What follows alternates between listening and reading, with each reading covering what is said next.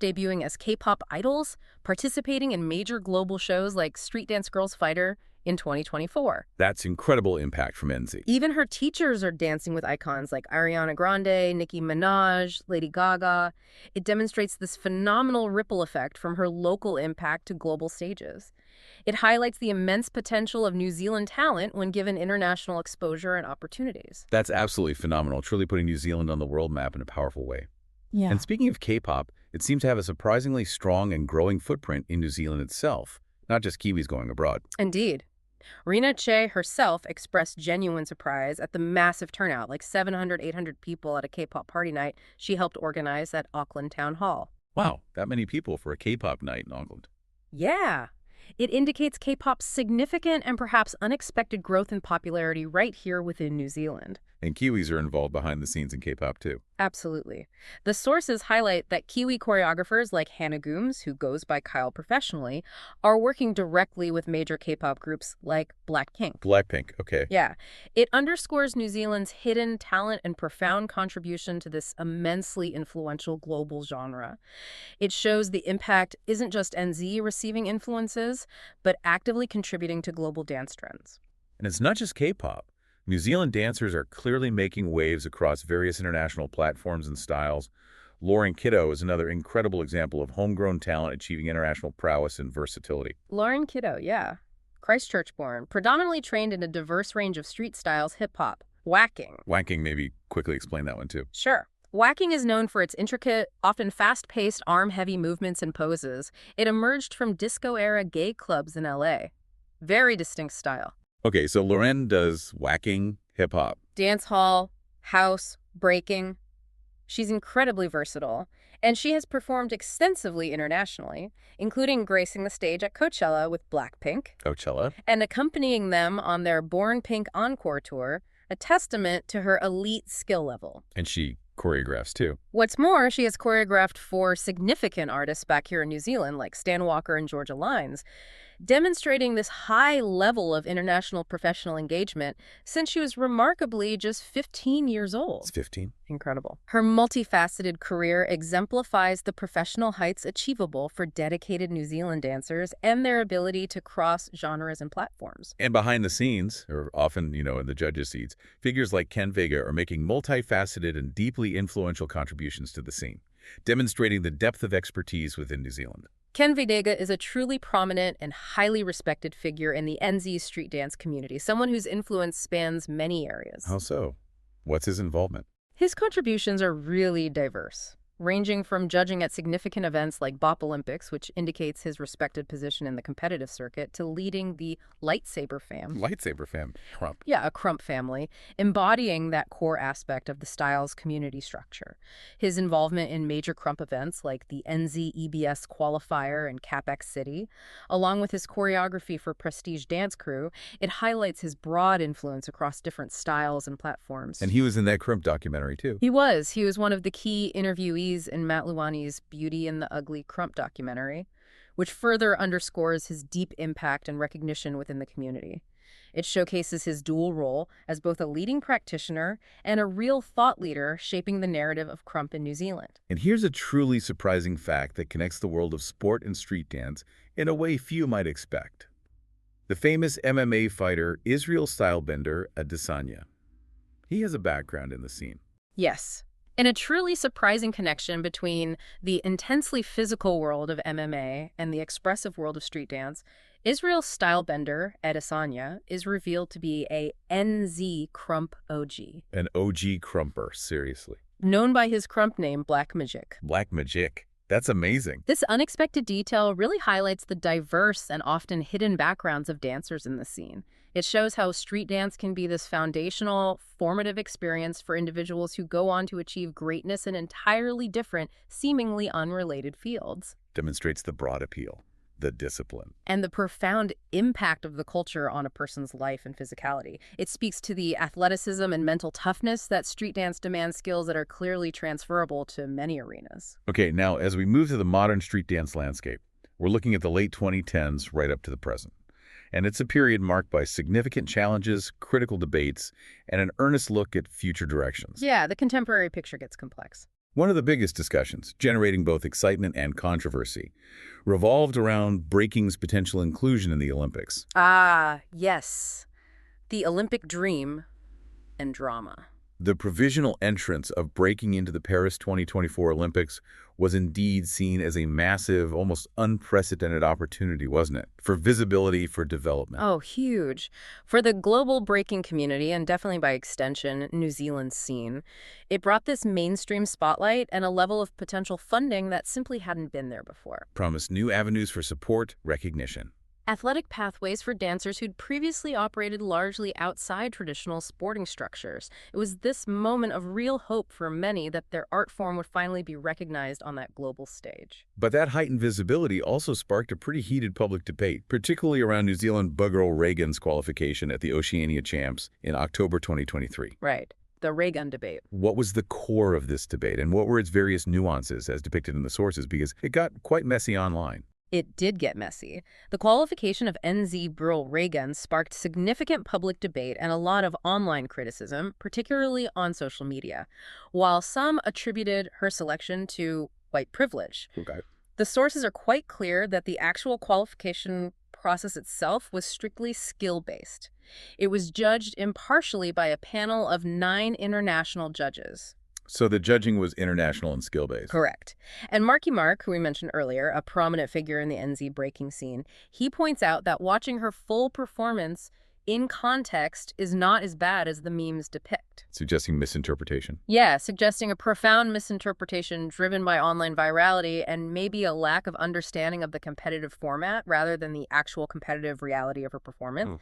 This whole incident really highlighted how easily a single moment can be taken out of context in the digital age. Overshadowing skill with external narratives. Exactly, creating unfair and damaging controversy for individuals. And the controversy surrounding Reagan didn't just stay with her. It seemingly brought to light some deeper systemic challenges within New Zealand's breaking community itself. That's right. It opened up a bigger conversation. What were these underlying issues that the debate exposed? Exactly. The debate, while painful, I'm sure, for those involved, served as this crucial catalyst. It highlighted deeper systemic issues within New Zealand's breaking community. Such as? These included things like low participation in Oceania, meaning fewer dancers from NZ were consistently competing at that top level across the region, and a noticeable skills gap compared to other internationally dominant regions. And funding issues. Big time. Dancers like Marky Mark faced significant financial burdens just to pursue these opportunities. He mentioned spending over $1,000 of my own money just to attend qualifiers, which starkly revealed a dire lack of investment in dance sport infrastructure within New Zealand. So the community needs more support. They clearly understand that for dancers to truly flourish on the world stage, serious resource is needed beyond just individual effort and sacrifice. The controversy, difficult as it was, ultimately served as a wake-up call for the breaking communities in both New Zealand and Australia. It emphasized the urgent need to catch up globally in terms of infrastructure, support, and developing a broader talent pool. And then after all that came the major blow. Breaking's definitive exclusion from the LA 2028 Olympic Games. Yeah, that was tough. What was the reaction to this snub from within the New Zealand street dance community? The confirmation that breaking wouldn't be in LA 2028 was indeed a major disheartening blow, especially given the considerable efforts globally and locally to legitimize it as a sport worthy of Olympic status. Project Team commented on it. They did. Project Team, that major all-style street dance collective, expressed profound disappointment. They emphasized that breaking originated in the U.S., making its exclusion from an LA Games particularly ironic. Good point. And that it serves as a blueprint for many other street dance cultures. Their statement, "We can do better, the world is getting better, and we just need to catch up," it powerfully encapsulates not only the community's frustration, but also its underlying determination to keep pushing for greater recognition, investment, and development. The fight continues, Olympic status or not. Exactly. Underscoring the ongoing fight for street dance's rightful place on global platforms, whether they're Olympic or otherwise. It highlighted that ongoing struggle for recognition and resources. Okay, beyond the competitive and Olympic spotlight, the modern landscape also shows this deepening of cultural roots and earnest efforts toward greater inclusivity within street dance in New Zealand. Yeah, focusing inward in positive ways, too. How is crump, for instance, a style born from resistance, being powerfully reframed as a tool of resilience, particularly for Pasifika youth in Aotearoa? Matt Luani's master's thesis and his accompanying short documentary Beauty and the Ugly delve precisely and profoundly into this. Beauty and the Ugly, great title. Isn't it? The project explores the experiences of Pasifika Crumpers in Aotearoa, interviewing key figures like Ayakapo Ulise, Trent O'Mary, Aneola Paya, and Ken Vegega. What's the aim of the research? The research aims to directly challenge those negative stereotypes often associated with crump being perceived as aggressive, ugly, somewhat violent, and instead showcases it as this powerful, vital means of expressing raw emotions in a non-violent way. Especially significant for Pasifika youth. Particularly significant, yeah. Resonating deeply with crump's origins as a tool of resistance and a positive emotional outlet back in South Los Angeles, Trent O'Mary emphasizes that a crump session provides an uplifting environment where dancers feel fearlessness, empowerment, and the unwavering knowledge that their community has your back. So it's about channeling emotions positively within a supportive group. Exactly. And this documentary helps rehumanize a population often stereotyped, revealing the immense therapeutic and community-building power of crump. That's a powerful counter-narrative, highlighting the deep personal benefits and community support inherent in the style. And we're also seeing new exciting initiatives like Silab Wasak, which are bringing queer Aotearoa perspectives and experiences powerfully into the dance. Silab Wasak, yeah. Launched in September 2023, it's indeed a groundbreaking show. It pays homage to that Los Angeles-originated whacking style we talked about. With the arms and poses from the disco era. Right. But Silab Wasak presents this style through a distinct queer Aotearoa lens, weaving in local experiences and identities. Who's behind it? Haley Walters Tekahika, Ngati Maninapoto and Ngati Kahungunu. She founded Prowl Productions in 2022, specifically aiming to create dedicated space for femme and street dance styles.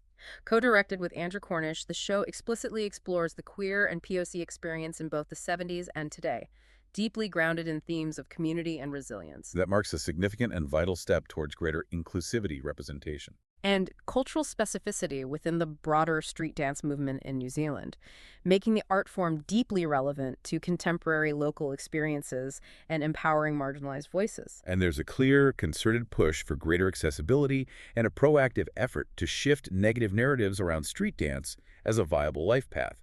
Project Feel Good seems to be addressing this head-on. Yeah, Project Feel Good, held in Manukau in January 2024, it explicitly aimed to shift the negative narrative that often surrounds street dancing as a legitimate life goal. And expand accessibility. Exactly. Expand accessibility for young people pursuing street dance careers.